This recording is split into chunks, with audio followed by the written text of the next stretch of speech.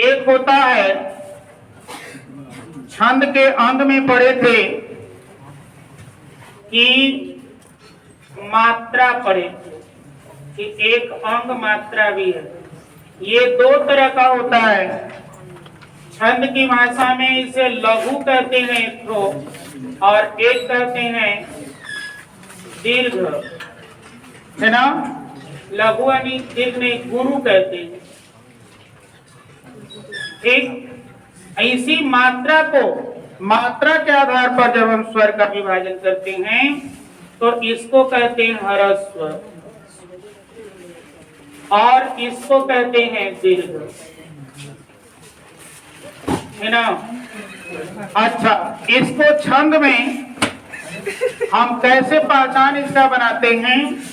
तो इस लघु का जो पहचान होता है या ह्रस्व का, एक ऐसे पूर्ण विराम की तरह, और गुरु का जो पहचान है ऐसे यश के आकार का, यानी अ का ये पूर्व रूप होता है। इसको हम कहते हैं कि ये एक है, काउंटिंग जब करते हैं तो एक, और इसको हम कहते हैं काउंटिंग करते हैं तो कहते हैं दो। इतना तो समझ में आ रहा है। इसी को देखते हैं कि कब एक रहेगा और कब दो, यानी कब लघु लगेगा और कब जो है गुरु लगेगा। इसी को आज पहचानेंगे। तो यहाँ पर देखिए पहला नियम, कि ये पहला नियम कह रहा है कि जब अ, ई, उ और री, ये चार जो स्वर हैं इसको मूल स्वर कहा जाता है। और ये स्वर कि जब हम गणना करते हैं तो सभी के लिए केवल हम लघु का प्रयोग करते हैं, है ना। यानी ये चारों वर्ण जब स्वयं रूप में हो, स्वयं रूप में हो या मात्रा के रूप में हो,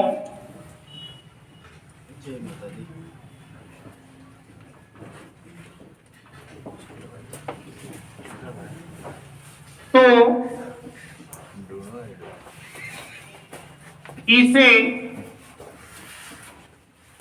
लघु माना जाता है।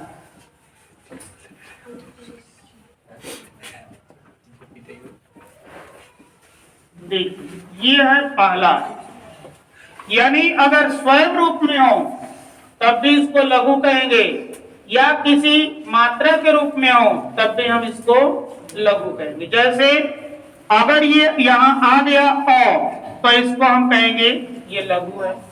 आप इसी को अगर क आ गया तो क में आ गया तो ये भी क्या है, लघु है। ये आ गया कि तो ये भी क्या है, लघु है। ये आ गया कु तो ये भी क्या है, लघु है। ये आ गया क्री तो ये भी क्या है, लघु। आएगा समझ में? तो इस तरह से अगर है तब भी लघु लगाएंगे, और इस तरह से स्वयं रूप में रहे तब भी लघु लगाएंगे। कोई दिक्कत? चलिए दूसरा रूल इसका है कि आ, ई, उ, ए, ऐ, ओ, औ। देखिए ये जितने दीर्घ स्वर हैं, अगर ये स्वयं रूप में रहे, में हो, तो या मात्रा के रूप में हो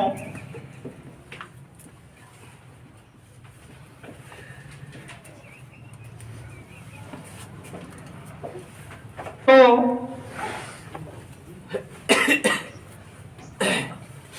इसे गुरु मान लिया जाता है।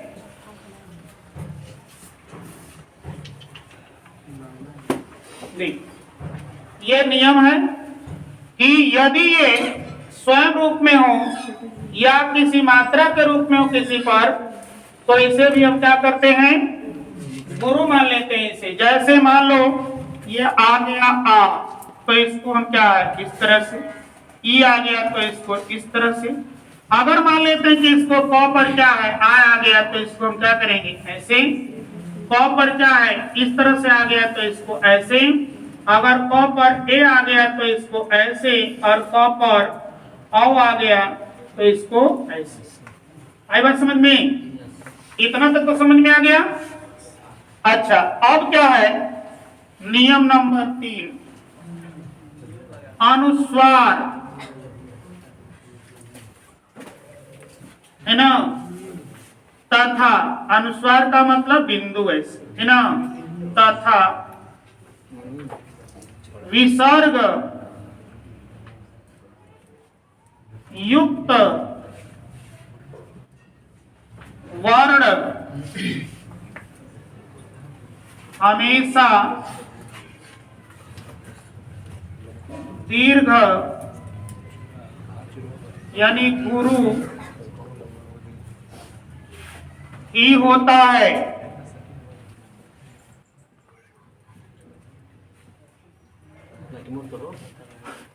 देखिए, अनुस्वार तथा विसर्ग युक्त वर्ण हमेशा क्या होता है, गुरु होता है। जैसे अगर हम उदाहरण के तौर पे देखते हैं कि जैसे हमने लिख दिया यहाँ पर कंत, है ना। ये देखिए कंत लिख दिया तो क के ऊपर क्या है अनुस्वार है, तो यहाँ क्या हो जाएगा 2 और ये हो जाएगा 1, है ना। ऐसे मान लो कि अगर हम लिख देते हैं अंक, है ना, तो ये हो जाएगा 2 और 1 हो जाएगा 1, है ना। इस तरह से होगा। अगर मान लेते हैं कि इस तरह से आ गया, देखिए जैसे आ गया दुख, यहाँ विसर्ग लग गया और है ये ह्रस्व, लेकिन अब क्या हो जाएगा दीर्घ, और ये ऐसे, है ना। ये नियम है मतलब पहचानने का। अच्छा, इसके बाद आगे देखते हैं नियम नंबर 4 कि संयुक्त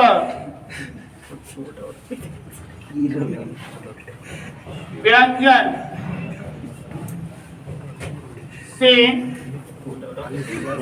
पहले वाला वर्ण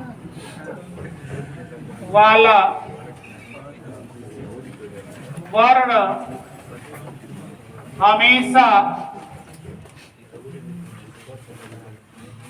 गुरु होता है। ठीक, यानी ये कह रहा है कि संयुक्त व्यंजन से पहले वाला वर्ण हमेशा गुरु होता है। अब संयुक्त व्यंजन क्या होता है तो देख लेते हैं। जैसे आ गया छ, त्र, ज्ञ और स्र, ये आपका क्या है संयुक्त व्यंजन। अब इसको कैसे हल करेंगे, तो जैसे यहां पर लिख दिया पुत्र, ठीक, यहां लिख दिया कक्ष,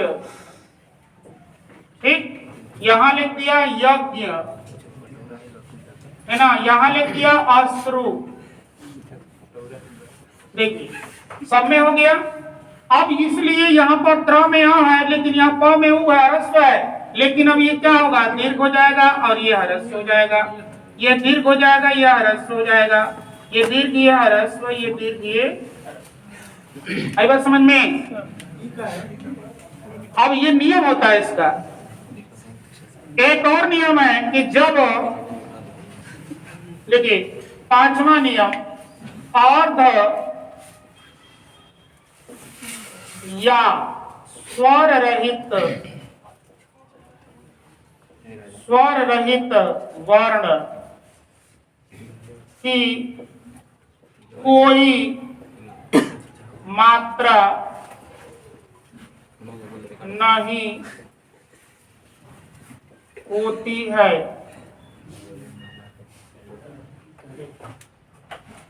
इसकी कोई मात्रा नहीं होती है ना। जैसे अगर हम यहां लिख देते हैं, नहीं यहीं पे लिख देते हैं, जैसे मान लीजिए हमने लिख दिया घन श्याम, लिख दिया ना घनश्याम। अब घनश्याम लिख दिया तो यहां पर क्या आ गया, एक एक आधा सा इसकी मात्रा नहीं, ये लगाएंगे इस तरह से, ऐसे ये मात्रा दर्शाएंगे। तो इस तरह से आधे वर्ण का कोई मात्रा, इतना आपको क्या करना है, जानना है। कुछ अपवाद भी मिलेगा अब आगे चल करके, लेकिन पहले इतना आप नोट कर लीजिएगा, और नहीं तो स्क्रीनशॉट मार लीजिएगा, क्योंकि ये काम करेगा, ठीक ना। दिखाई दे रहा ना सब, इसको नोट कर लीजिए, ये नियम।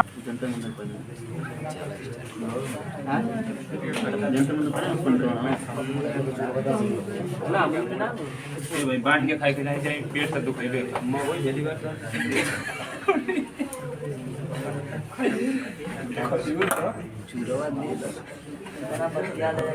देखते ही कैसे मात्रा की गणना कैसे करते हैं।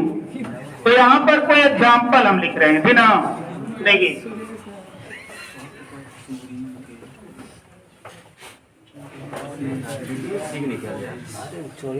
सखी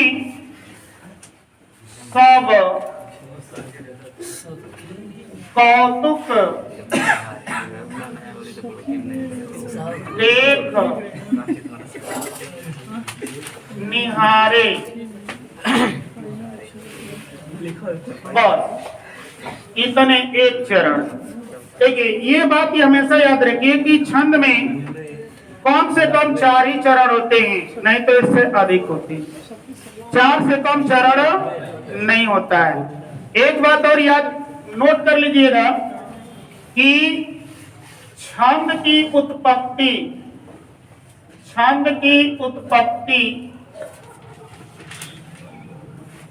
चद धातु से हुई है।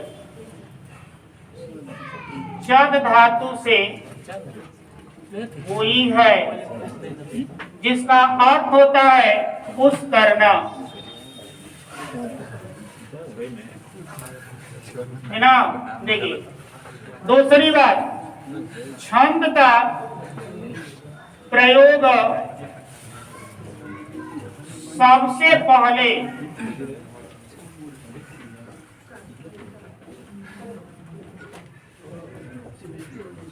किस वेद में मिलता है, तो ऋग्वेद में। ऋग्वेद में मिलता है।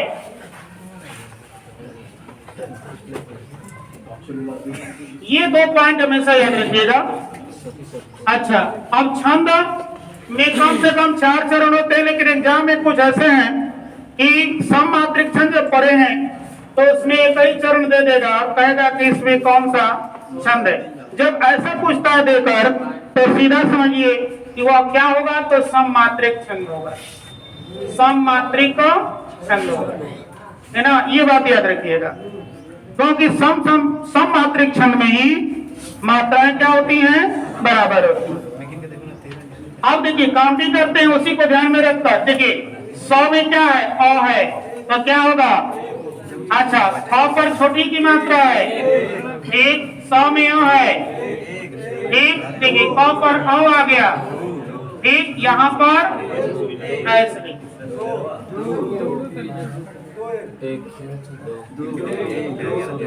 अच्छा ऐसा हमने क्या किया, मात्राओं को दर्शा दिया।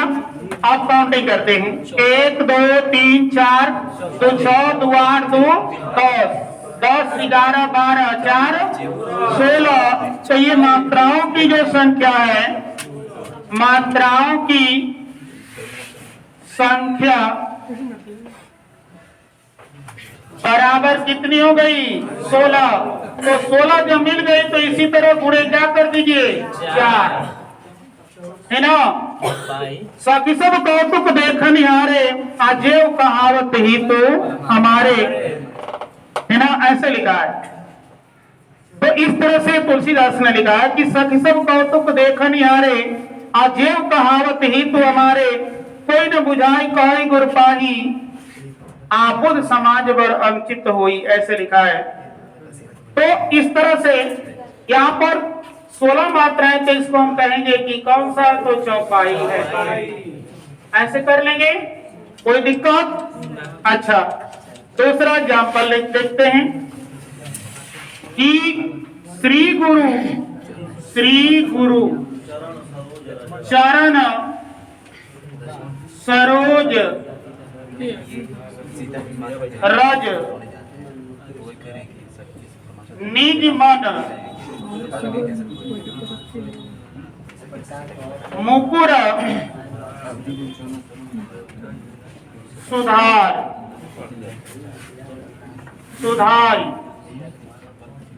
अपर्णव रघुवर विमल जस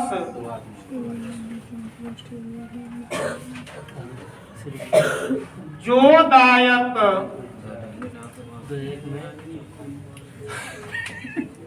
फल चारि। देखिए इस तरह से लिखा है। एक बात याद रखिएगा, यहाँ ये जो है पहला चरण है, यहां से लेकर के यहां तक, और ये जो है दूसरा चरण है ना, ये से यहां तक तीसरा चरण है, और ये से यहां तक क्या है, चौथा चरण है। तो याद रखिएगा कि पहला और तीसरा चरण हमेशा क्या होता है, विषम माना गया है, अर्ध सम माना गया है, अर्ध सम। और दूसरा और चौथा जो छंद है, ये पंक्ति है, इसको कहा गया कि सम होता है, ये सम माना गया है। अच्छा, दूसरी बात आप देखिए, जब एक सांस में हम पढ़ते हैं और जहां तक पढ़ते हुए चले जाते हैं, रुकना नहीं रहता है, उसको कहा जाता है लय, गति, प्रवाह।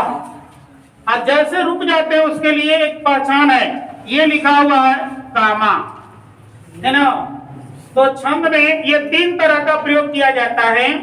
इसको कहते हैं अल्प विराम, अल्प विराम। इसी विराम को कहा जाता है यति छंद में, है ना। और यति माने विराम, विराम का मतलब होता है रुकना या ठहराव। दूसरी बात, ये यहाँ लिखा है, पहचान ये लिखा है, विराम चिन्ह का प्रयोग किया है, तो उसको कहते हैं पूर्ण विराम कहते हैं, पूर्ण विराम यानी यति। ये और इस तरह से यहां डबल लग गया है, इसको क्या कहेंगे, तो याद रख लीजिएगा, परिपूर्ण विराम यति। जब डबल हो जाए, अब कोई कहे कि जब 3 को हो जाए, तो ये 3 को तो होता ही नहीं है ना, 3 कभी देखे कभी नहीं होता।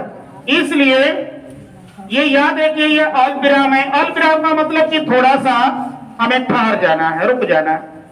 फिर इसके बाद क्या है, चलना है, तो एक सांस में यहां तक चलेंगे तो पूरा रुक जाएंगे, फिर यहां से आएंगे, यहां से यहां तक रुकेंगे थोड़ा सा, और यहां से परिपूर्ण विराम का मतलब कि पूरा हमारा छंद कंप्लीट हो गया, है ना। तो श्री गुरु चरण सरोज रज निजमन मुकुर सुधारी, वर्णव रघुवर विमल जसो, जो दायक फल चार।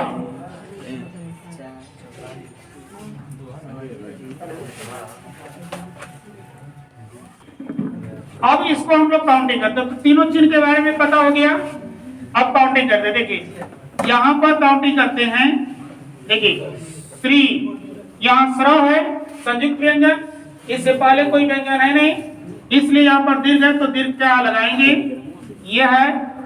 अब देखिए यहाँ पर भी है,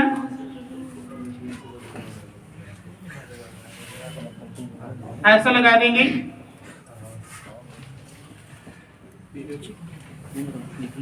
देखिए इसको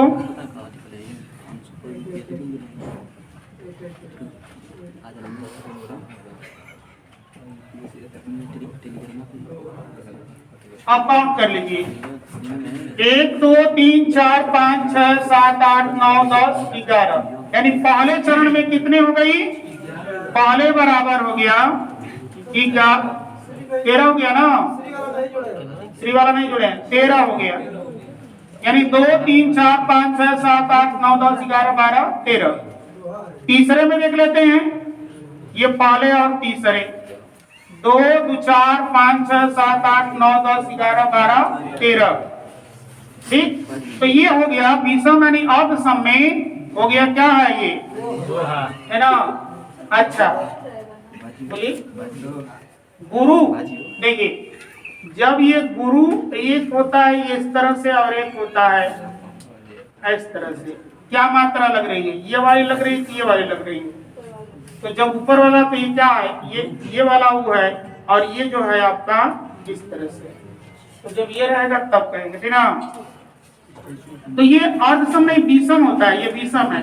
अच्छा एक तो ये हो गया 13। अच्छा यहाँ देखिए 1 2 3 4 5 6 7 8 9 10 11, यानी पहले में यानी दूसरे में आ गया बराबर 11, और 2 2 4 2 6 2 8 2 10 11, और चौथे में भी आ गया 11।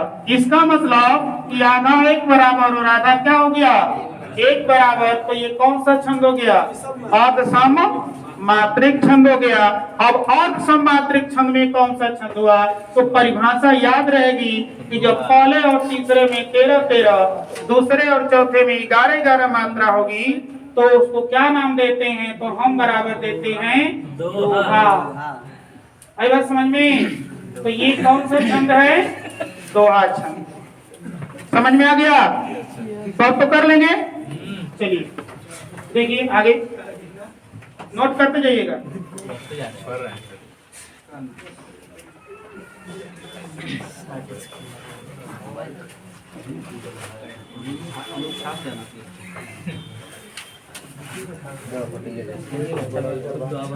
देखिए तारणी तनुजा तट तमाल तरुवर बाहु छाई। देखिए एक ही चरण दिया गया है, तो सीधे हम कहेंगे कि इसमें कौन छंद होगा, तो सम मात्रिक होगा। एक पंक्ति देगा तो ऐसे ही आप लगाएंगे। अब देखिए काउंट कर लीजिए, 1 2 3 4 5 6 7 8 9 10 11 12 13 14 15 16 17 18 19 20 21 22 23। तो यहाँ तो 23 मात्रा हो गई, और इसमें होना कैसे चाहिए, तो देखिए तारणी तनुजा तट तमाल, 23 वाला कोई छंद नहीं है। 1 2 3 4 5 6 7 8 9 10 11 12 13 14 15 16 17 18 19 20 22 23 छाए। तो यहाँ पर हो जाएगा, गलत लिखा गया था। तो इस तरह से ये मात्राओं की संख्या 24 हो गई। तो कौन सा छंद हो गया, इस छंद में 24 मात्रा होती है। हाँ तो ये हो गया रूला। आई बात समझ में। तो ऐसे छंद को क्या करेंगे, हल करेंगे। कोई और दिक्कत हो तो बताइए। अच्छा आगे देखिए, रहीमन उतरी श्याम मनहु जलज मधुकर लसय। आप कैद हूं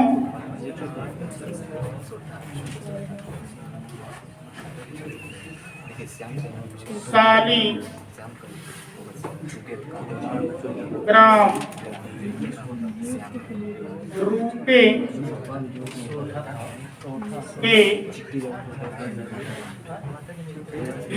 अर्घा हरे।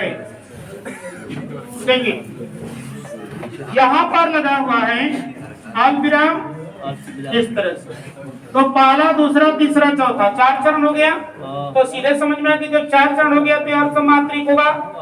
अब अर्थ मात्रिक होगा तो उसमें कौन होगा, तो मात्रा दर्शाते हैं 1 2 3 4 5 6 7 8 9 10। याद आए तो इसकी मात्रा होगी नहीं है ना। कितने हो गए, 1 2 3 4 5 6 7 8 9 10 11। ठीक, समय लग गया अर्धविराम 1 2 3 4 5 6 7 8 9 10 11 12 11 12 13। यहाँ देखिए 2 2 4 2 6 7 8 9 10 11 12 13। तो यहाँ पर होना चाहिए। हाँ एक नहीं, गलत हो गया, ये छोड़ दिया मेरा। 2 2 4 2 6 2 8 2 10 11 यहाँ पर, और 2 2 4 2 6 1 7 8 9 10 11 12 13।